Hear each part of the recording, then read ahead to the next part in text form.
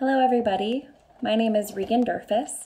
I am a program coordinator with the SNAP Ed program in Cochise County for the University of Arizona Cooperative Extension.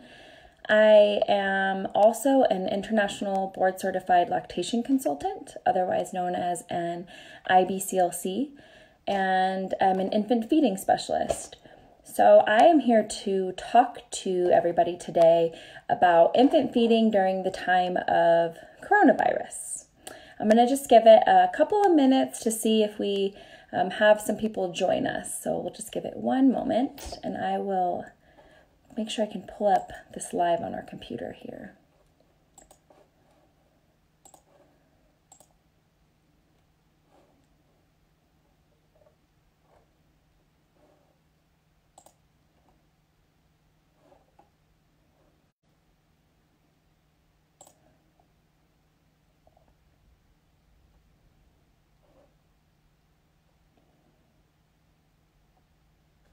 This is a little bit of a fun test of technology. Can I talk live and also watch myself live, and so that way I can kind of keep track of the comments and stuff like that?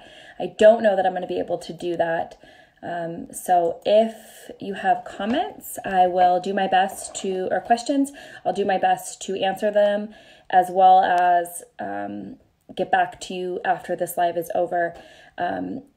Either way, whether there's questions or comments, I will be having my own comments on this video once the video is uploaded to Facebook after it's live, and I will be linking all of the resources that I'm going to talk to you about today, just because we're going to keep it relatively simple. We know everyone is very busy managing working from home, kids are home from school, so we're hoping to only take maybe 15 or so minutes of your time here today, and then you'll be able to see all the resource links going forward. So let me just make sure. Okay, there's no comments right now. Okay, so the very first thing that I wanted to get started with was just recognizing why Cooperative Extension is here to have this conversation today. The University of Arizona Cooperative Extension is considered the outreach arm of the University of Arizona. So you know we have the big U of A, now U Arizona, and there's the academia side. You know, maybe you are a U of A graduate, maybe your kids go there, etc. But the Cooperative Extension's role is to take the research that the university is doing and the incredible knowledge and evidence-based practices that come out of the university and bring that out to the community. So Cooperative Extension is the bridge between what we know to be the most updated recent knowledge and information and research, and share that information with the public. And that's been especially important during the coronavirus outbreak because there's a lot of misinformation going around. There's a lot of rumors. There's a lot of pretty scary things that we see on social media, you know, that our friends text us, that kind of thing. And so, you know, anything that you see on this page is likely going to be the most up-to-date, best practice, the best resources and information that we can give you. So one of the things that our organization noticed is that there are a lot of rumors and a lot of tips and tricks going around about infant feeding. And infant feeding is a very tricky thing. You know, we're thinking about formula, we're thinking about breastfeeding, what can babies eat at what age group, you know, what happens if you can't find formula. And our organization, again, is kind of looking at these tips and tricks and wanting to just make sure that the most reliable information is being provided to the public. That being said, we recognize that, you know, anything that comes out of the community is typically meant for the best. Everybody has good intentions. You know, the person who is recommending someone to, you know, buy goat's milk from a farm for their baby, or, you know, pulls out an old recipe for glucose water, which is sugar and water essentially mixed with condensed milk, they're pulling that out of their grandparents' old recipe book and saying, well, this worked for them, which is fine. And, we want to recognize that the intentions are good. We have seen our community come together in the most beautiful, amazing way. And we know that everyone is trying to help each other. But the reason we need to have this conversation today is just because there are some things that, while they are well-intentioned, can actually really harm infants. So today we're going to talk about 4 things, essentially. The first is an update from WIC. WIC is one of our primary partners. That's Women, Infant, and Children. It's a nutrition support program, funded through USDA that provides education counseling, nutrition counseling, as well as the financial piece to buy foods in the store and infant formula. So we're going to talk about WIC. We're going to talk about breastfeeding. We're going to talk about a couple of the dangers of infant formulas, and then really briefly just touch on some infant feeding things that you can that you can provide your baby over 6 months that is easy, affordable, and especially if you're not able to find baby food or something like that. So thank you for joining us. So the very first thing, like I said, is WIC. So a couple of things from the Arizona WIC program. In Arizona, WIC is still open. There's a lot of rumors about that. The offices themselves, the physical offices are closed right now, and that is to practice safe social distancing. However, most clinics, all clinics in Cochise County specifically, have just changed the way that they're providing services to families. So your WIC appointment can actually be done from home. And after this video, I will be linking in the comments all of the contact information for WIC. So if you have any questions, just call your local office. There's one in every major community. One of the things that we are hearing as an organization and with our partner with WIC is that there are no formula and no baby food. You've probably seen on Facebook, there's a lot of memes going around about no peanut butter, no toilet paper. Everyone's worried about this or worried about that, and there's no cleaning supplies. The thing that's important to know specifically about food and formula is that there is not a food shortage. We as a country and as a state and as a county are not experiencing a formula shortage or a baby food shortage.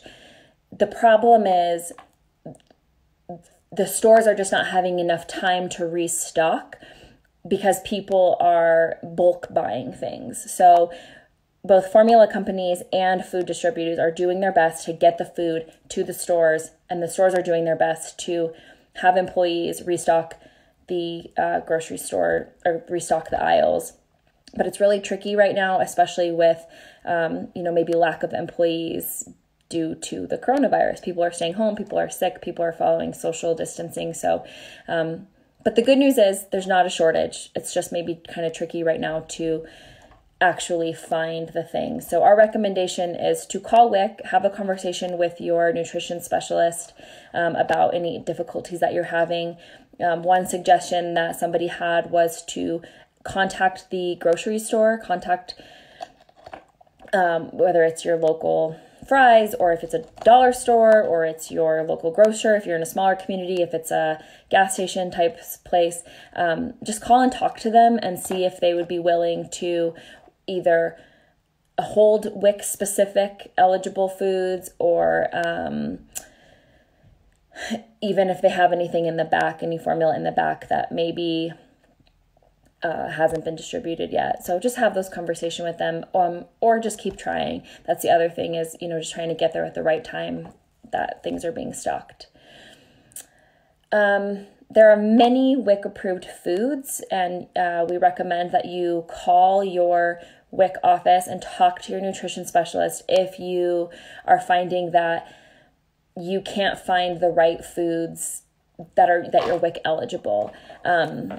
There's also a really nice infographic going around that I believe even our extension page shared, which is if you are not a WIC family, please do your best to purchase foods that don't have the WIC tag on them. For example, cheese and yogurt. There are only a couple of different brands that WIC families are eligible to purchase. And if those are out, that WIC family cannot purchase, they can't purchase cheese or yogurt that day. So as a non-WIC participant, we encourage you to just be super mindful about the brands that you're choosing. And again, I will link that image in the comments so that you can kind of see what we're talking about. Okay, what else? Okay, so if you are pregnant, if you had a baby recently, if you are breastfeeding, or if you have children under the age of 5, you are possibly eligible for WIC if you've had your work hours cut or you've been laid off due to the coronavirus epidemic. If you were previously ineligible due to your income and your income has changed, that could change. So I will link the contact information there so you can see if you're eligible now for a little bit of support. A couple other things from WIC. Regular hand washing, again, and this is coming from the WIC offices, they just want to remind us that regular hand washing is one of the best ways to avoid catching or spreading COVID-19. As a parent, what you can do is teach your child to wash soap with 20 seconds, or for 20 seconds, and that's about the length of time it takes to sing the ABC song twice.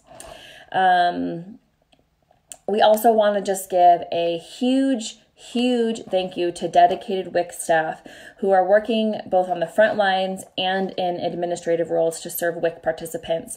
The WIC staff is working really hard to make sure that mothers and young children still have access to these healthy foods, that they still have access to breastfeeding support, that they're getting accurate recommendations and information during this public health situation. So some of those breastfeeding resources that are available to you that, WIC is working on, there is a 24-hour hotline through ADHS, which is Arizona Department of Health Services. This hotline can answer any breastfeeding questions, whether it's about storage, if you're concerned about maybe symptoms that you're having of the coronavirus, breastfeeding when you're sick. Anything at all related to breastfeeding. A mom can call, a dad can call, a grandparent can call, a provider can call. If you're a professional, you can call this 1-800 hotline, and I will link that in the comments as well. That's another thing I'm going to link in the comments. Why are we even talking about breastfeeding? Well, we know that breastfeeding can be the safest and most reliable form of infant nutrition, especially during times like this when formula is difficult to find.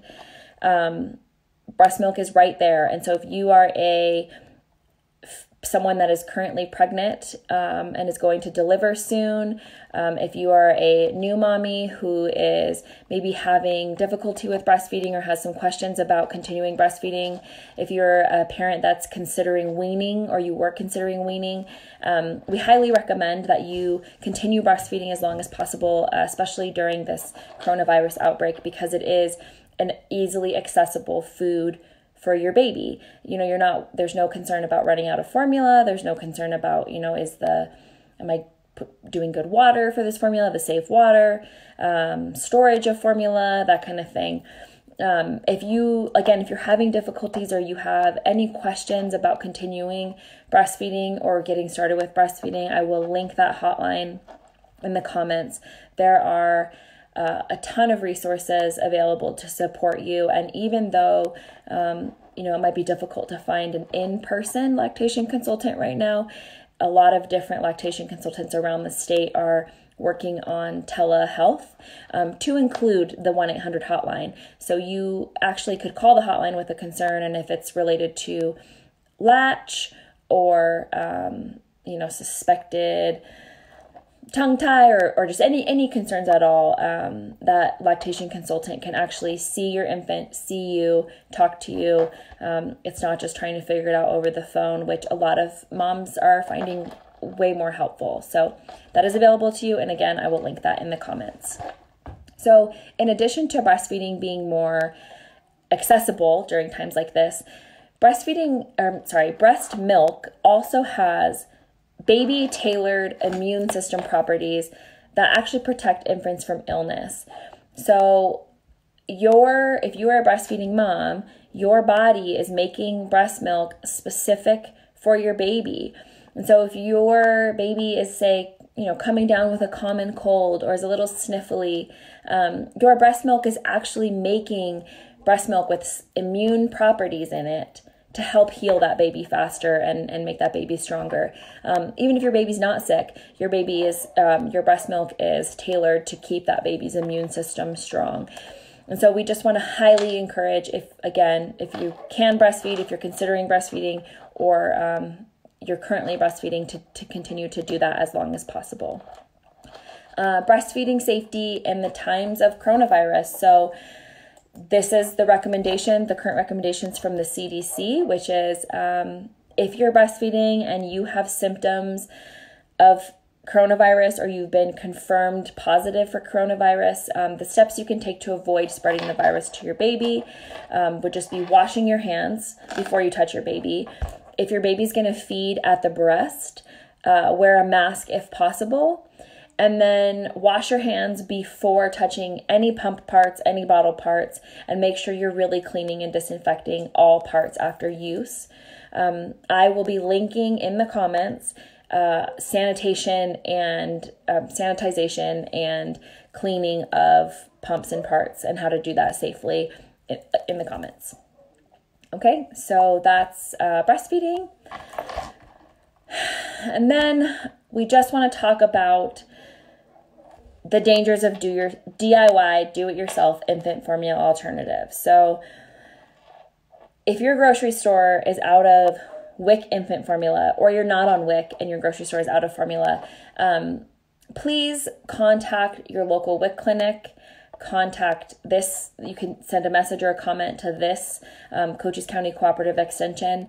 And there are many reputable organizations who are here to help you. Please do not try to make homemade infant formula. It is very dangerous for your baby.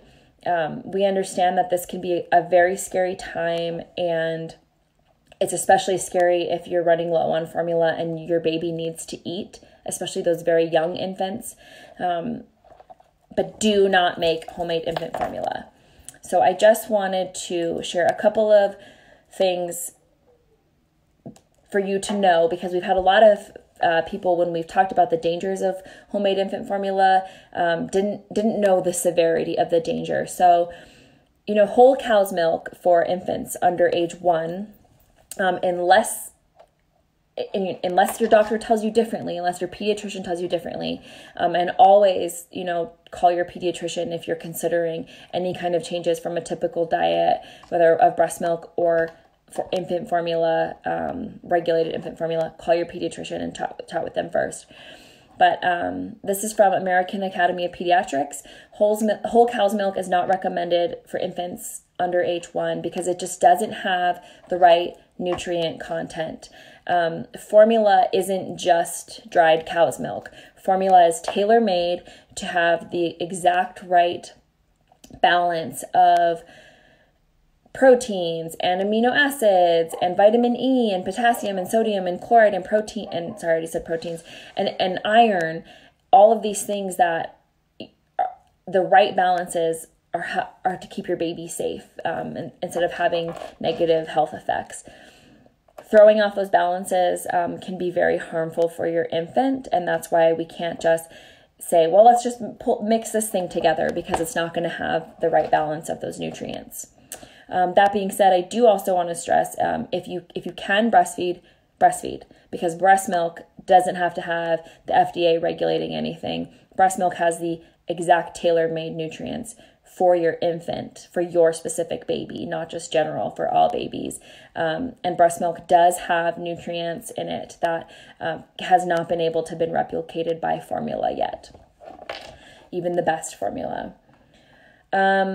So cow's milk can cause microscopic bleeding and blood loss in infants under the first 6 months of life, just because their little guts are not able to process the proteins that are in cow's milk. So that can be really dangerous. One thing that we've really seen a lot is goat's milk. Unless you have a specific plan with your pediatrician, please do not give your infant goat's milk. goat's milk is not recommended for infants. It does not have the right balance of iron, folate, vitamin C, vitamin Bs. It has what's called a higher renal solute load compared to cow's milk. And so what that means is goat's milk places a lot of stress on infants' kidneys. This can be really, really dangerous for these babies who are trying to process things. Essentially, for both cow's milk and goat's milk, and any other infant sweetened sugary beverages, babies' bodies are sensitive and their little organs are still trying to work things out, and they're not mature the way that, our adult guts are, and they just can't, guts, kidneys, livers, etc. And they just can't balance the things that are in non-breast milk and non-regulated formula solutions. So again, please do not give your infant homemade formula. If you have any questions about that, please contact your pediatrician.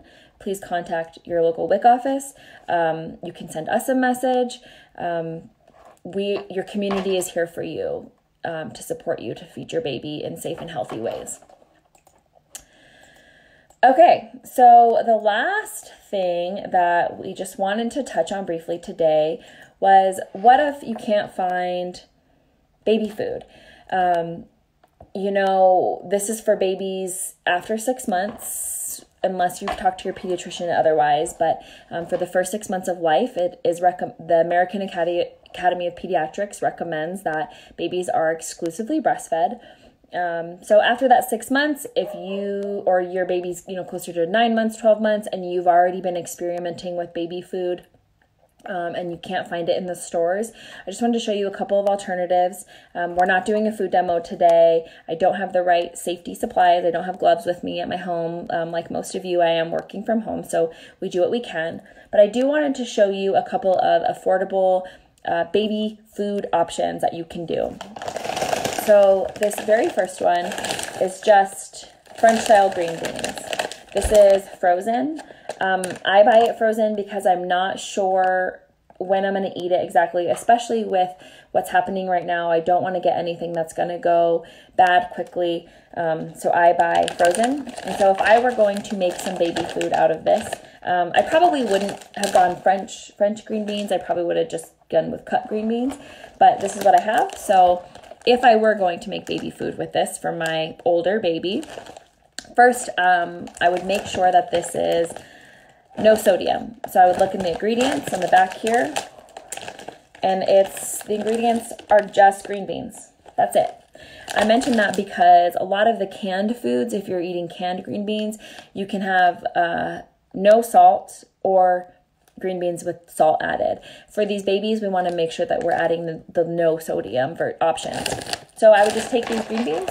I would probably cut off these edges here so that it's just that piece of the green bean. And I would either defrost it or let it thaw out. And I would probably just microwave it, or you could heat it on the stovetop and just mash it up with your baby. If your baby's eating soft food still and isn't using the hand to mouth and swallowing big chunks of food yet, just mash it up. That's it. Feed it to your baby just like that. If you have a blender, you could stick a couple in the blender and make a nice mush. But if your blender's not available to you, you can just soften it by heating it up, like I said, and just use a fork or a spoon and mash it and let your baby play with it. Let your baby use their hands. You could feed it with them with their mouths. If you have an older infant who is using their hands, I would cut the ends off, and you can soften these green beans, and you can let them gnaw on it and eat it themselves. A couple other things I just happen to have in my freezer. I have this is kind of messy, but this cut leaf spinach.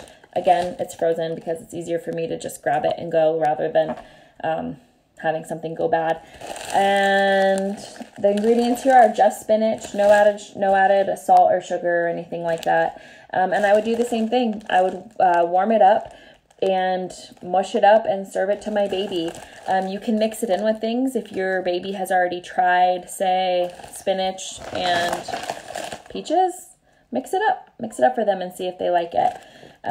Same thing, just mash it and you're good to go. Fruit, so peaches, these ones are really good. I wanted to show you guys this one just because we want to talk about some infant safety things. We want to make sure that we're giving our babies the right size pieces that they're not going to choke on. So if I were to thaw this peach out, I wouldn't give an infant a whole chunk. I would probably put it into little pieces that I know that they're not going to choke on. Of course, as always, supervision when you're feeding your baby. But these are just unsweetened sliced peaches. The only ingredients in here are peaches. That's it. A lot of the canned peaches will have syrup or added sugar. So we want to make sure that we are choosing the selection that's like peaches in water or peaches in light syrup, and you can even rinse that syrup off because we want to make sure that sugar content is a little bit lower for those infants who can't really process all of those kinds of things like we can. So same thing, you could give it to them in bite-sized pieces if they're using their fingers. Even if they're not using their fingers yet, food can be fun.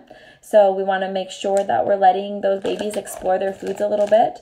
If that's not what's happening at this exact mealtime, feel free to just mash it up and feed it to them.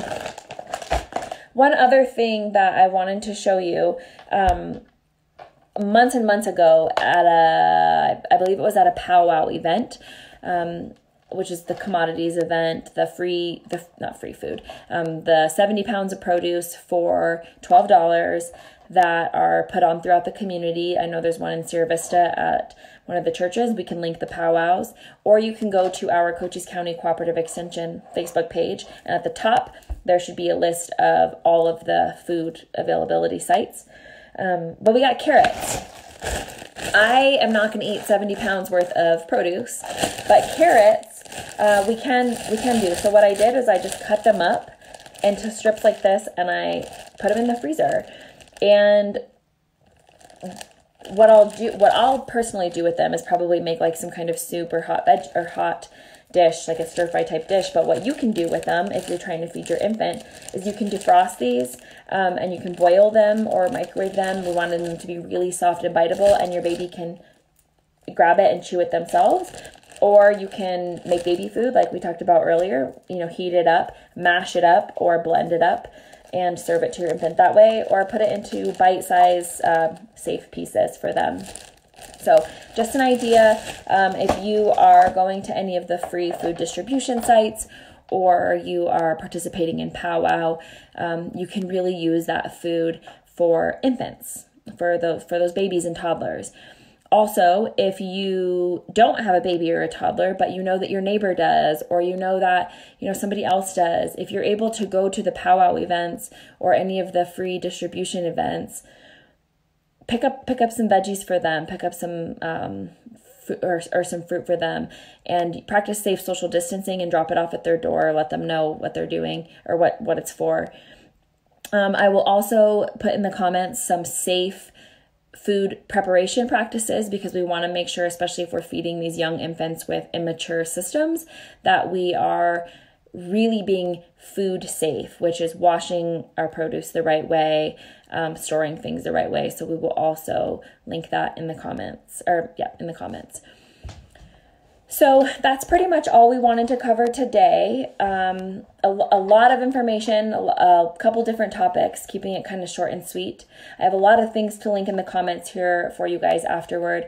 But if you have any questions, Cochise County Cooperative Extension is here for you. We are a community-based program, and during these times of need, we're here to support our community the best we can by linking you with the best resources and organizations. I just got a comment in Benson and in Wilcox this Saturday, which would be April 4th. Right? Today's 2nd, 3rd, 4th. April 4th, there is powwow. So powwow is the $12 for 70 pounds worth of produce. You can split it with your neighbor. You can split it with a friend. Even if you can't, if it's just you going, you don't even have to buy 70 pounds worth, or you don't have to get all 70 pounds. You can just get what works for you. Of course, practice safe social distancing. The volunteers at Powwow will be there to help keep you safe, which will be keeping that 6 foot of distance between people, wearing gloves and a mask. Wearing a mask, please don't go out if you feel sick. Ask your neighbor to pick something up for you. And we'll link a couple of baby food recipes for you also in the comments. Again, WIC clinic is open. That's the biggest thing. You could be eligible for WIC if you have recently had a change in income. There's no formula or food shortage, just hard to keep on the shelves right now. Breastfeeding is the optimal choice of nutrition for your infant. So if you can breastfeed or you're considering breastfeeding, please do so and reach out for support if you need it. Regular hand washing, want to keep touching on the hand washing. We'll link a little video for that also. It's the best way to prevent the spread of the coronavirus. Thank you to our WIC staff. Thank you to all of the volunteers in the community who are making sure that we have food and making sure that, infants are eating safe things by donating formula, etc. Please, cannot stress this enough, do not make homemade infant formula. Do not share recipes for homemade infant formula. When we know better, we do better. That's kind of the adage we like to say. It's one of the most difficult things when we can say, well, my grandma did this, or I did this, and I turned out fine, or I gave my sons that. Again, when we know better, we do better. And so we're here to support you. You don't have to use DIY infant formula. We'll help you feed your baby however that needs to happen, whether it's connecting you with a donation site, connecting you with breastfeeding resources, identifying where to find infant formula, whatever it is, we're here to help. And finally, you can use a lot of the different commodities and food information to make safe baby food. So if there's any questions, this video will be up as soon as we're done with it live here. It will be still on the timeline, so feel free to comment. This page is very well monitored, and we will get back to you with any questions that you might have. Thank you, everybody.